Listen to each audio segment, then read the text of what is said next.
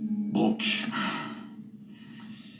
je sais que Shona et sa fille te sont vraiment antipathiques.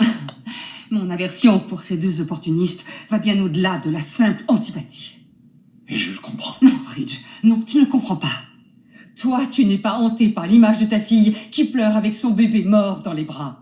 Toi, tu n'as pas ce sentiment d'indignation quand tu repenses à Bess, qui a été privée de ses parents près d'1 an à cause de cette tromperie, sans parler des conséquences sur le mariage de ma fille. Tu crois vraiment que toute cette affaire ne m'a pas touché?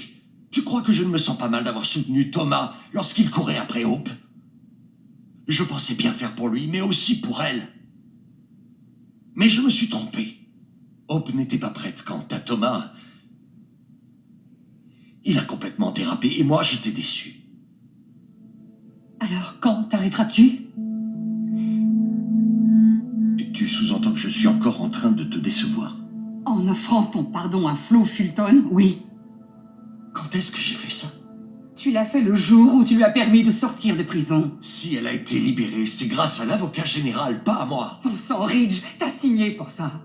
Dis-moi, est-ce qu'à ce moment-là, tu as pensé à Bess, à moi ou encore à Hope? Tout ce que je voulais, c'était éviter un procès. Ça aurait été préjudiciable à Thomas. Oui, il aurait été puni pour ce qu'il avait fait.